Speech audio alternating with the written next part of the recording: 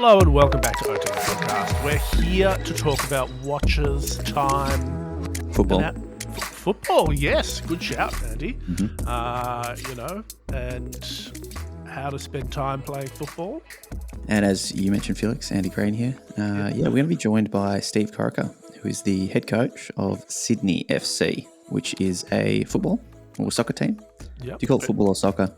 Well, I in the research for this, I did some sort of research, what do we call this? Like, what is it officially soccer? But no, it's like obviously it's the Sydney Football Club. Mm-hmm. And they're part of like a football league, so they call it football. Yeah. And I'm happy The to go world with calls that. it football. I Because mean, we have football here. Yeah. Australian football.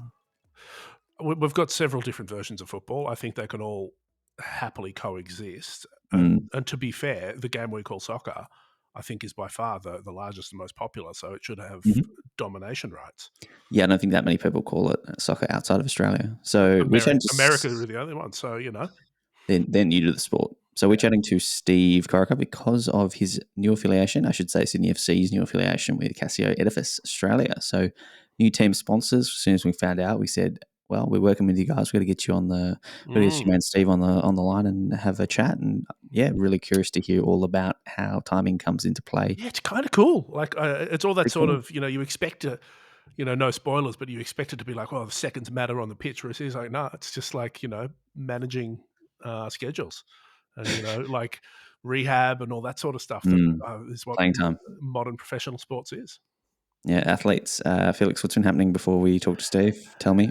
A few things. Let's keep it all in the same sort of realm. We've all got a sort of a bit of a media element here. And as you know, Andy, I am a video store guy from way back. Yeah, was this pre-Pinkies or post-Pinkies? Post-Pinkies. Pinkies was my second job out of school. What was your first? IGA. IGA, Pinkies, and then was it Blockbuster? No. I also instead of wanting to steal my identity, I also worked at Roy Morgan Research for a few years. Right. But when probably around 2004, 2005 maybe, I started working in video shops, primarily Video Busters. Busters, yeah, okay. Then a bit of Video Easy. But I might have left videos too early because do you know what? They're making a comeback. Really? VHS sales in Australia last year up 83%. From the previous year. Is that like 100 units to 183 units? Well, a part of that, like, I mean, I'm sure, but I think it's that sort of 90s nostalgia thing where people of that age are starting to like look back at their past and realize that it was the best thing ever. 90s were a good time. And also that sort of love of like obscure tech. Like the thing that blows my mind is how people froth over like disposable film cameras, like the ones, I don't know, you might take on a holiday to Queensland in the 90s. Yeah, that sort of vibe. Like those things sell for money now. Yep. The same with like obviously vinyl's like the big sort of nostalgia trend that's now sort of really back in a big way, so that they're like opening new factories and all that sort of stuff. Yeah, I think there's like 2 in Australia, and there's backlogs. So artists are struggling to get their vinyl releases out. Yeah, so that's. I mean, I don't think I'll link up the article, but I don't think VHS is in the same realm. But there are some things that VHS is good for. In that there's films that were released on VHS that don't exist anymore. Really? You can't get them elsewhere, like because everyone's so dependent on streaming and like buying stuff online. There's things like that. You don't actually own any of that. Like if Apple decides to say, okay, we're no longer, you own the rights to download and watch it, but you don't own the actual product. There's some sort of weird law. Yeah, thing about that. So, there's people out there that, really like finding things that you can't get anywhere else. And then there's like sort of rare examples. Like Disney's a really big one because Disney had a funny sort of licensing deal with VHS that was pretty complicated at the time. So they get, like, you can spend a couple of grand on a VHS these days. Let me ask you a question. What's your favorite VHS? The most memorable? It's all about the covers for me. And video was I was mostly DVD era, but I don't Surely you did know. video. Surely Oh yeah, you. yeah. Like one of the ones I worked at had a massive range of very comprehensive video range. I don't know. Like there are the ones I remember the most are the really irritating ones that like tried to have like novelty packaging. Like there was some sort I of like the puffy packaging. puffy packaging, or like some of the 70s horror stuff had like, Mm. the box was shaped like a claw or something like that. They just didn't work. Yeah, one of my favorites was Three Ninjas High Noon. Nice. Chris Farley? Yeah, maybe. It definitely had the Hulk Hogan in it. Nice. No, it didn't have Chris Farley. It had Michael Olasky the second. He was a wrestler, and Jim Varney. He was big in it. But yeah, what a film! Was that before or after Three Ninjas Kickback? I think this was 98, so this might have been the last one. Oh, the last installment of the Ninjas franchise. Have you? I think the first Kickback was the first. Oh no, Three Ninjas. Then it was Three Ninjas Kickback. Yeah, obviously it's a sequel. They kick back because they've come back, Andy. Sorry, Kickback is the third. Knuckle Up, 93. Oh, wow. And then there was Beverly Hills Ninja, which is Farley. Ah, It was of course. 97. My And mistake. then this is 98 with Hulk Hogan. So, wow, they got 5 films out in a decade. What a film. This has horrible reviews on Google. Yeah, they were terrible. They were terrible films. It's not how I remember them. But speaking, the second, I think we need to move on from VHS Sure. because, Yeah. that's a dead format. Do you know where everyone's at these days? Apple TV. Yeah, you've been a big advocate. You got me over the line with, what was it? Ted Lasso. Yeah. So and should have listened to you. And After Party is the most recent one. Yep, That's wrapped up. And I had an early prediction, Andy. you did. Well, hold on. No spoilers. But were you correct? I kept it a little bit vague with my prediction. Like, so my theory was that the police officers, like 2IC, the other detective, would be involved in some way, shape, or form. Uh-huh. I can't answer this without spoiling it. You just have to watch it. Yeah, maybe I'll just say, look, the odds would be not in my favor. Okay. All right. Unlucky. And one more thing. I know we've got to talk about the next sort of thing that we've both been texting each other about. Another thing that I just want to mention is obviously Shane Warne passed away the other day. And there's been an outpouring of sentiment and tribute. I would suggest doing yourself a favor and just going and finding his appearance on Kath and Kim. Yes. Oh my God. Incredible. He's so good. Like, and I was reading stuff like Magda Zabansky was sort of writing about it, like about how good and like how not many people would have been up for that sort of role, but he was down for it. And Magda said that he was a good pasher. So he genuinely seemed like a good man. Bit of a larrikin. Complicated, but fundamentally nice. Yeah, that's what we like. You know who else is complicated and maybe fundamentally nice? Is it Shane from Love Is Blind? Sure is. You started watching this before me, and then I sort of rapidly got on the Love Is Blind train. We've shared some theories about maybe some issues with Shane as to why he didn't end up, or no spoilers, but he didn't end up marrying Natalie. Spoiler. There's one she thing. didn't end up marrying him. She turned him down. Yeah, fair enough. There's one thing that I want to point out that we sort of were sending messages to each other about. Natalie's dad. Yes, Don lovely seeming guy. Yeah, bit of a watch guy. Looks like it. First, I reckon that might have been a Tudor if you're lucky on a NATO at the start, or perhaps like some sort of Hamilton chrono, some sort of 90s sports vibe. But yeah, hard to tell, but the NATO strap felt like a deliberate choice. Yeah, that looked aftermarket. That wasn't a looked like a man who liked, swapping his strap up. A man who's spent some time on What You Seek. Potentially he listens. Don, if you're listening, let us know. We'd love to have you on, hear about your experience. Send us an email. Join our Discord if you're not in there already. We should check. Imagine if he was. That'd be great. But speaking of watch spotting, Andy, you've had some thoughts. Yeah, I was at the gym this morning and I was thinking, there's a few things we want to talk about today, and one of them is, it's a bit of a hot take. Felix, are you ready? Are you sitting down? Oh, you know I am. I know you are because we're recording. Mhm. We need to stop watch spotting. That's Yep. that's a bold statement, and certainly I think sometimes in public it can be a little inappropriate. But what do you mean? What do you mean when we talk about watch spotting? Okay, so I go back. I got a Facebook memory, and it was an article that we worked on. I think I got 6 the years ago. same memory. You did, right? And it Yeah, was the Oscars, yeah. and it was a bit of watch spotting at the Oscars, a bit of a dirty listicle. Those were the days. And I thought the first thing that I thought was we sat on like Twitter and we sat on, all these different websites, It was a bit of kind of work. watching. It was a lot of work watching, trying to work out what things were, kind of trying to cross reference watches, Zoom in on Getty. Getty images, try and get a photo of the watch without the Getty logo for the website. Sorry, Getty. And then I thought about, this year's Oscars Yeah, or whatever it was that just happened. And every brand, the second the star walks out on the red carpet, you get an email. It's a press release now. yeah, It's a press release moment. They know who it is. They're telling you about it. Doesn't feel special anymore. So the red carpet watch spotting, 99.99% brand deals with stylists yeah. or Or direct direct, ambassadors or ambassadors. friends of Yeah, brands. yeah, Big deal. Someone who gets paid to wear a watch yeah. or whose stylist gets paid to wear a watch.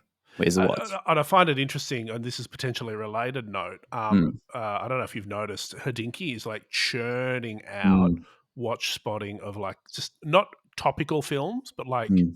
Throwbacks. just any film. It's like, hey, you remember that film that was released in 1984 that featured a dude wearing a watch? Mm. Here's 300 words about it for SEO. Yeah, I think that's what it is. I just don't get it when it's so obviously paid for. Like the fun of watch spotting was sort of working it out, and I think historically it is valid. So moments in time and in history and going back and I didn't realize this person wore that kind of pre all of this is a little bit more interesting. But I think red carpet definitely needs to stop. Yeah, And like for me, one of the coolest things in watch spotting, like the coolest mm, sort of watch spotting stories, is when Blu-ray came out. They upgraded the footage of that James Bond movie, and they worked mm. out that the NATO strap wasn't black and grey. Yeah, yeah, the That Bond strap. that's Yeah, that was a cool and I think genuine sort of watch spotting thing. yeah, and I think by continuing to do it, it just perpetuates it and it perpetuates the attention and brands seeing it as an opportunity, which I also totally get. Yeah, But I guess my main point is I prefer it when it's organic and it's sort of from the talent. And look, you hear about again, if you go back to Hodinkee, Fred Savage, for example, Aldous Hodge, those guys who yeah. Eldest like deliberately do it. he wore like Aldous Hodge wore like a Mm. hajime Yes, the in Invisible Invisible Man. Man. Yeah, like See, that's that's cool. cool. That's really cool.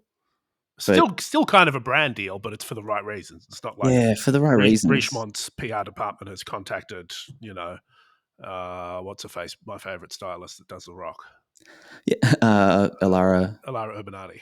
Bernardi. Yeah, Yes, correct. And look, again, then I think about the flip side of it, and people like The Rock who has unlimited funds, right? mm.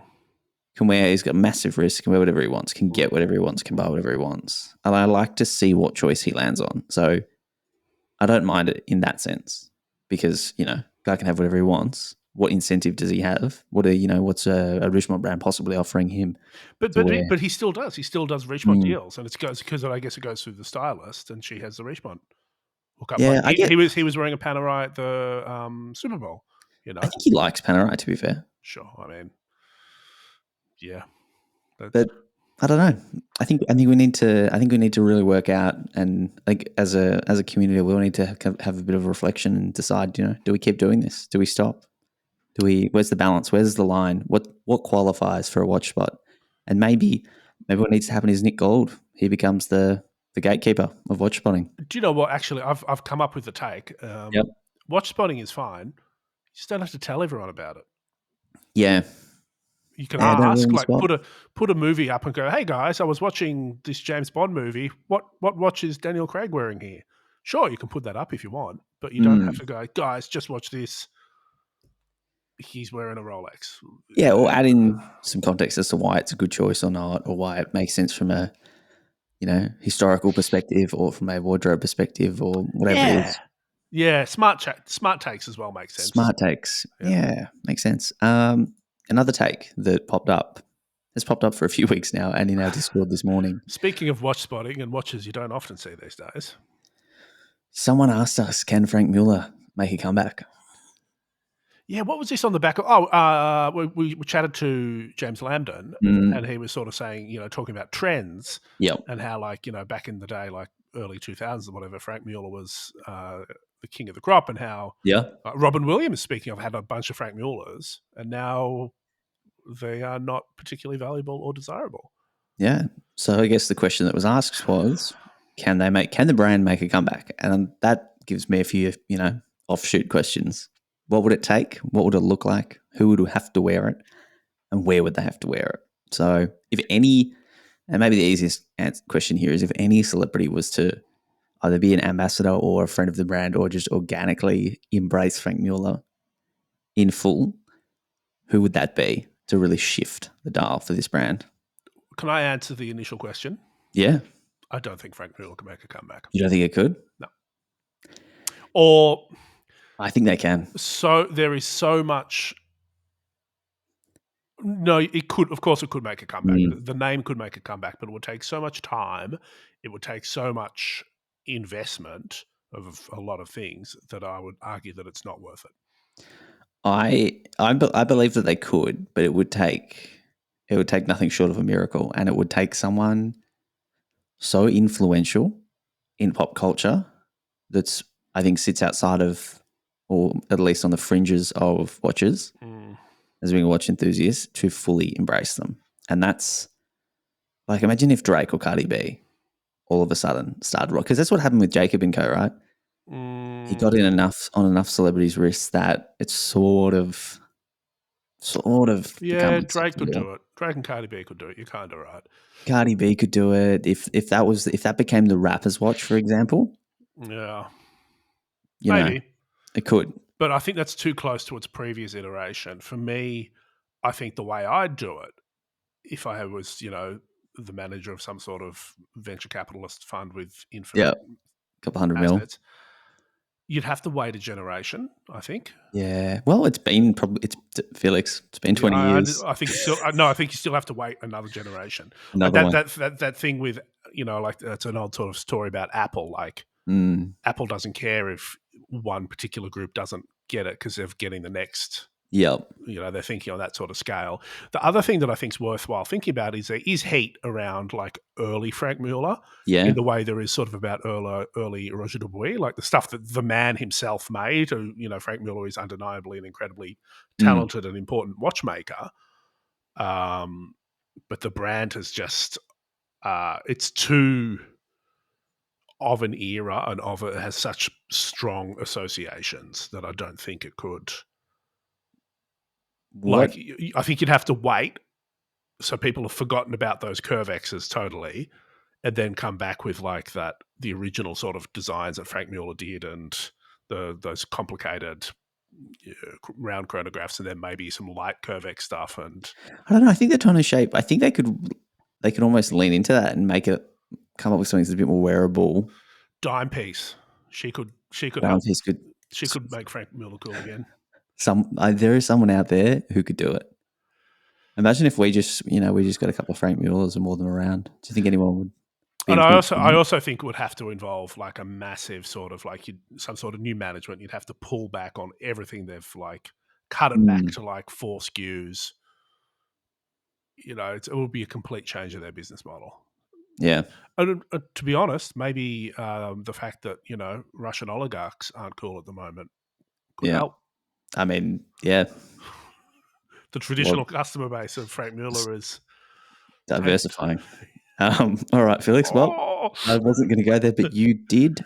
So that one's on you. All right. I think, it's time to get Steve on the line. And have a great chat about soccer. Football, Andy. Football. We've talked about this. Edifice, football, and how to win matches. So let's do that, Felix. Let's do it. Andy, today's guest is Steve Corica, one of Australia's most talented football players and coaches, who's been involved with Sydney FC since 2005 and he moved from player to captain. And then in 2018, he became head coach. Welcome to OT, the podcast, Steve. It's a pleasure to have you. Thanks very much for having me. It's great to be here. Steve, you've had a long and distinguished career at home and abroad. How's the profile of football in Australia changed since you first started the game? The game's changed enormously over, the 20 years that I played for, and obviously now I've been coach for 10 years as well. So it's just changed everything, really. The speed of the game, the tactics, the video analysis side of the game. There's a lot more of that.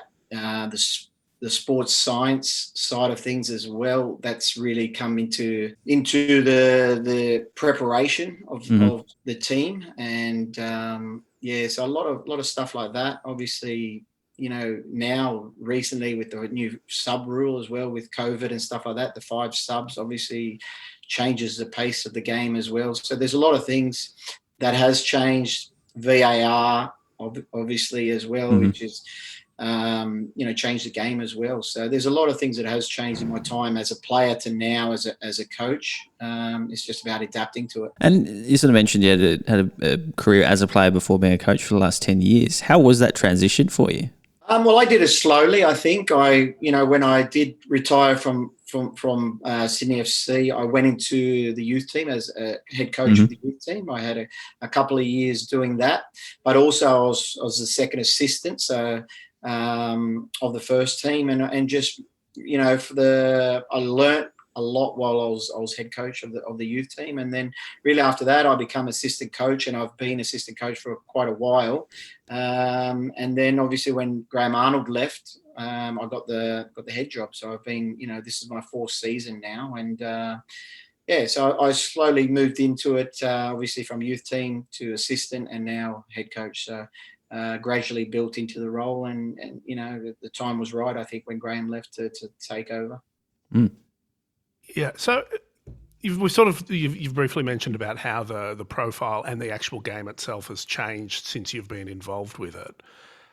Where do you think, in a snapshot, football is in Australia specifically today, like in sort of its where it sits in the sporting landscape, and where are you sort of hoping it'll be in 5-10 years time? Where do you think it's going? Yeah, well, I think the game's, it's always changing. Where, obviously we've had a few changes to the APL has taken over as well, a new commercial rights deal and TV deals. So all this is all positive and working to the future. So I think that's good. I think the A-League has improved, obviously, since when it started.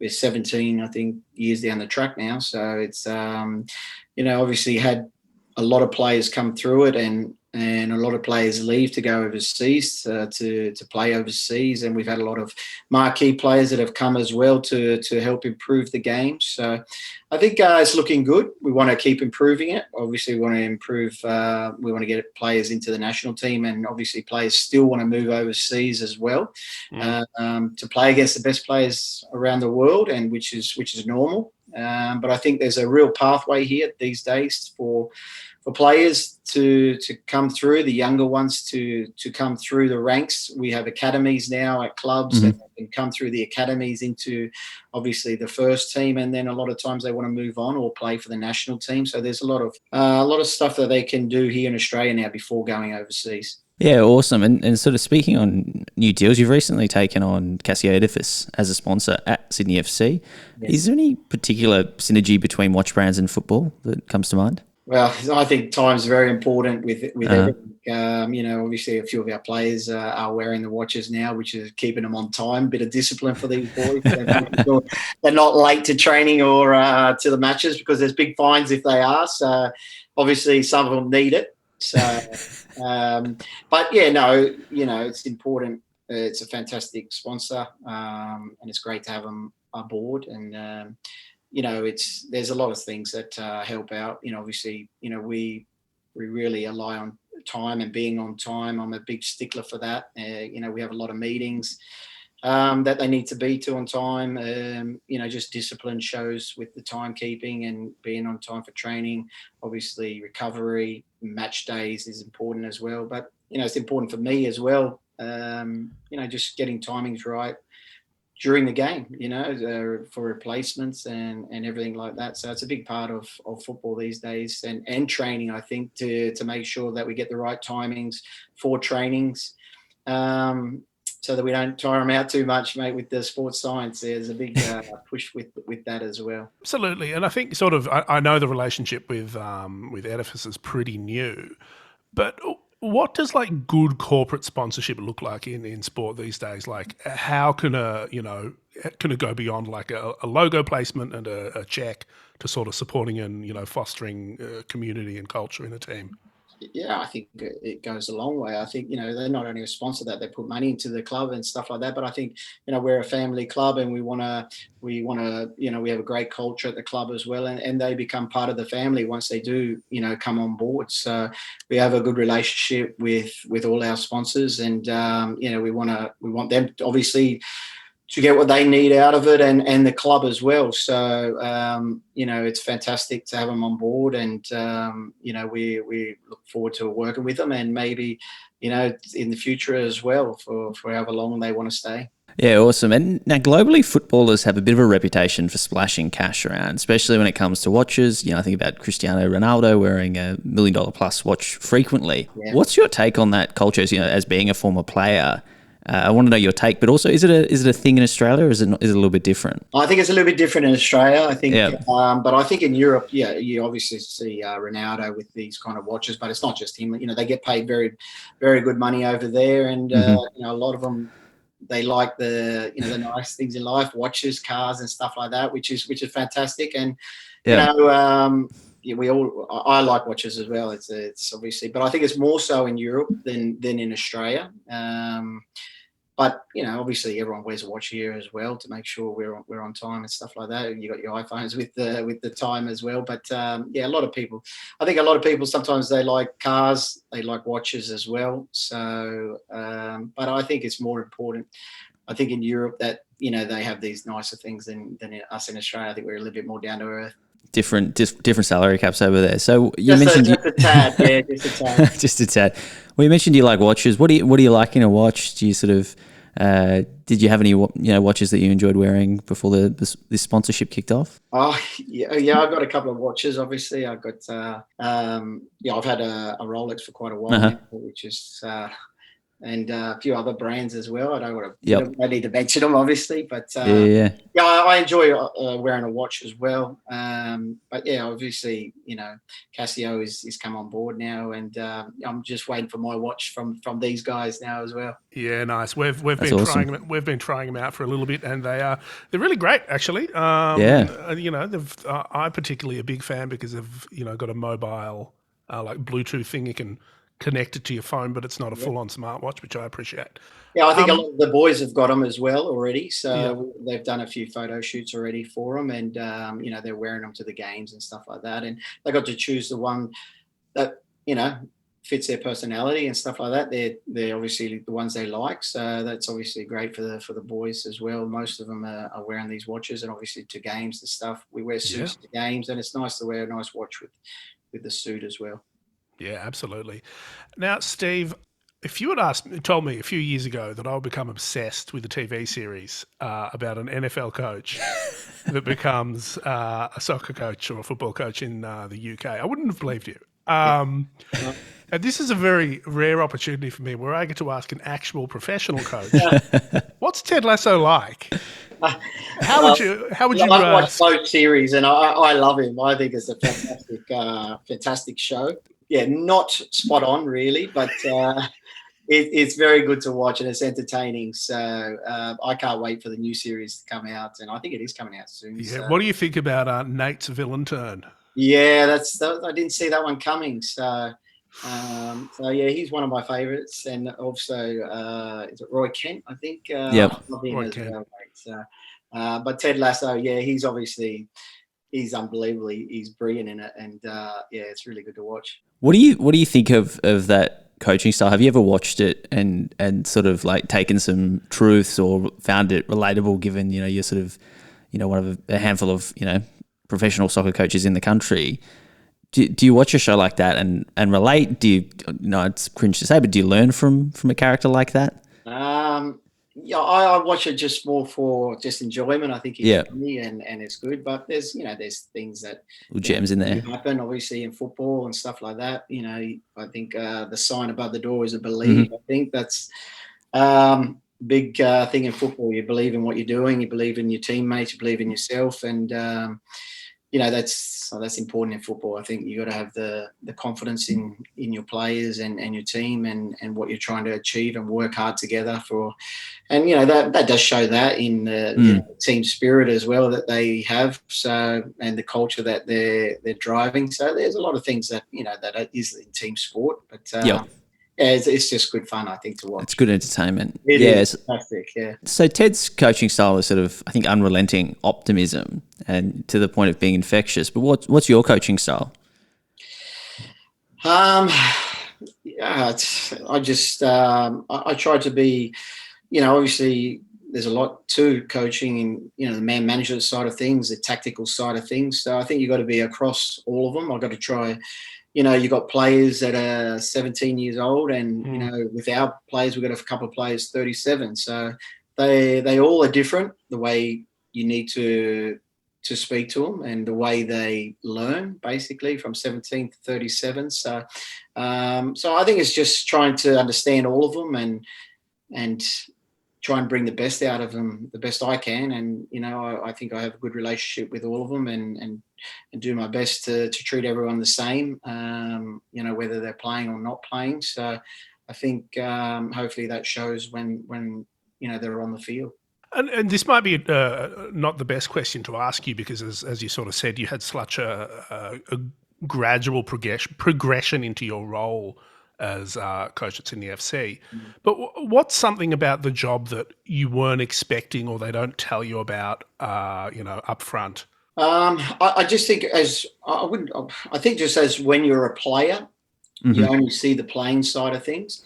Yeah. I think, when I did become a coach, there's so much stuff that goes on behind the scenes that when you're a player, you don't understand that actually the coaches do so much. There's just a lot of work to do. We spend a lot of time obviously doing video analysis these days, but you got boards you have to obviously be in. You got players, you got staff, you got fans you got to try and keep happy as well. So obviously you can do that by winning. It's obviously the best way. But I think that side of thing was the real eye opener. I think as you're a player, you pretty much go to training, do your work, and then you can go home, rest, recover, and get ready for training the next day. And there's a lot of preparation that goes into just training and getting stuff ready for the players, and the rehab, prehab in the mornings to get them prepared for training, the video analysis, and then what happens in training, physios with injuries and stuff like that. So you got to be across all of that, I think. So it's a big job. It's a lot of pressure, and but I knew there was a lot of pressure at this club anyway. When I took over, there was a lot of pressure as a player. At the club, we expect to win and to do the best for the club, and that's no different now as a coach. Yeah, right. And at the time we're recording this, you're currently, or Sydney FC's rather, is sort of middle of the pack in the table. Where are you, or what's your plan, sort of to get a little bit higher up over the next coming weeks? Yeah, well, obviously to win some games. It's been a really slow start for us. We've had quite a few injury concerns early on in the season, but these players are starting to come back now. We had boys away as well with the Socceroos. This is probably, we're playing every 3 or 4 days at the moment, which is difficult, but this is happening with a lot of teams. So it's not just us. And, you even got COVID in the mix as well now that, some teams are missing games because of COVID and stuff like that. So it's been a funny old season, but we're sixth at the moment, but we got a pretty much halfway mark. So, but I'm happy with the way the boys are performing. Obviously, we lost on the weekend to City, but I thought we played extremely well. We're creating chances, and we conceded right at the end, which was obviously very frustrating. But I think if we continue doing what we're doing and start taking our chances, I think we're on the right track. I'm curious, we've sort of talked about how vital time in, keeping time is to, execution of being a coach and a player. But I don't know, in terms of, a soccer match or a football match, what's the most crucial time period in a soccer match when it comes to actually success? And is there one? I think when the game is going on, I think, as a coach, you get a feeling if your team is struggling a little bit, and then you maybe want to make some substitutes. So I think that's important as well, getting the timing right for that. But you also got players that are going into the game that maybe have been injured for, a while, and that they're not going to be able to play 90 minutes. This is where the sports science and that comes into stuff. And, there might be a time limit that, sometimes they can only play 60 minutes, 65 minutes before you push them too much from obviously coming back from an injury. So there's that to take into consideration as well. And the longer the player's been out, the longer it's going to take for him to get match fit as well. So that's all about timing for the player as well coming into the game, how long they can last, how long, can we push them for? And then the other side is obviously, you go into injury time and you've got extra time, and it's just about making the right decisions at the best possible way you can. And that's, when you get a feel for the game, really. So. Yeah, that's so interesting. So on the players' side of things, you just sort of mentioned that you kind of work out how long each player can sort of can last on the field before, they start to deteriorate or maybe risk injury. Is that something you sort of work out player by player? Like that's actually a formal process that you follow? Yeah, definitely. That's player by player. Once they're, and that's mainly players coming back from injury and stuff, like that. Or maybe an older player that that you only want to play for a certain amount of time, and then they might start to get tired towards the end of the game, and you want to replace them. Younger players as well. I think it shows the younger players sometimes when they haven't played a lot of first team football, they come into the game, and there's a lot of high energy that they bring to the team. But then by 60, 65 minutes, some of them are starting to cramp up and stuff like that. And that's more the mental side of motivation, if that fatigue that they put themselves under because they're not used to playing at a higher level. And this is something that, timing comes into as well. So, we've had quite a few players that have come on like that, and, they're not quite ready to last 90 minutes because, they haven't got used to that. We're about to wrap up. We know you've got some very important appointments to get to. But I just wanted to take this opportunity. What are your thoughts about the World Cup this year? How, Australia's had some bit of a rough start. How do you think they'll do? And who do you think we're going to see at the end? Well, they got 2 games to go. Obviously, 2 tough games. They play Japan very soon, and then I think it's Saudi. I think after that. So they're 2 top teams. They basically got to win both, I think, or at least win in a draw. So we're obviously very tough games. We need to win the home game first and then give themselves a chance for the away game. But we obviously hope they do well. I wish Graham all the best and the team as well, because it'd be fantastic for them to go straight through. If not, well then obviously they have to go through the playoff. I'm not sure who they'll end up playing, but that's the longer route that they obviously don't want to go through. But it's important. They've been doing so well and getting to the World Cup, and it's it'd be great to see them there again this year. Really, it is. So it's the end of the year, and it's not that far away. And there's a lot of players, obviously, even in Australia, in the A-League that want to get there and play for the national team, which is a real honour to play for the national team, and we wish them all the best. Fantastic. All right, so last question, and it's not watch related, it's not football related. We wrap every guest interview with a recommendation. So anything you've been listening to, reading, watching, or basically doing that you've been enjoying, that you think our listeners would also enjoy hearing about. Well, I just watch a lot of football stuff on Netflix, like the name Diego Maradona and all that kind of stuff. There's a lot of football stuff on Netflix that I enjoy, and that's probably what I've been doing at the moment. Yeah, fantastic. Good shout. Well, thank you so much for joining us, and good luck for the rest of the season. Thanks, guys. Nice to have a chat with you too. Thanks so much, awesome. Steve Corica, what a guy! Lovely fella. Just He's been in the game a long time, literally been in the game. And the kind of like, I don't know, you sort of, even if you're not into, like, no surprises, I'm not, a massive follower of football, Yep. but like someone with that sort of mentality and that mindset, and that like more Something to general learn. coaching experience, I find that like endlessly fascinating talking to guys like that. Yeah, you learn something every time you talk to Yeah.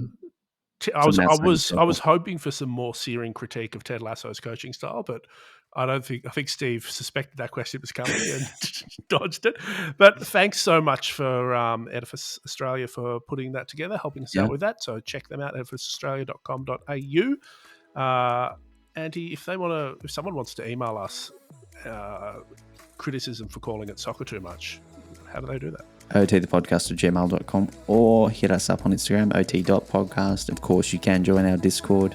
Yeah, we'll start a football thread immediately. We can start a sports ball thread if there's enough interest. And if you like OT, of course, leave us a 5-star review. Make sure you're telling your friends, your neighbours, and anyone you bump into on the street. And mate, if you're in a football team, tell the whole team. And if you have a copy of the original Three Ninjas High Noon, please let me know and I'll purchase it off you. Andy Green, lovely chat. Let's see you next week. Next week.